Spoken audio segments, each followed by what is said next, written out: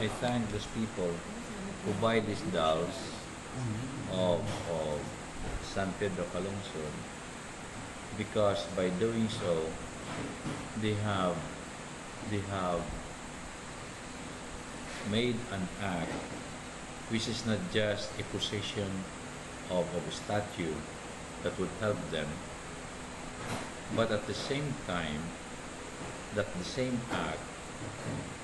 the money that they give, also help other people. For those who are suffering here in Bohol. And so I thank them precisely because of that intention that they have, that they were not afraid that they would be deceived, that they were so generous enough to cope up with the cost that was given by them, in spite of the fact that it might be overpriced, but we know that this money of theirs that they used to buy this small statue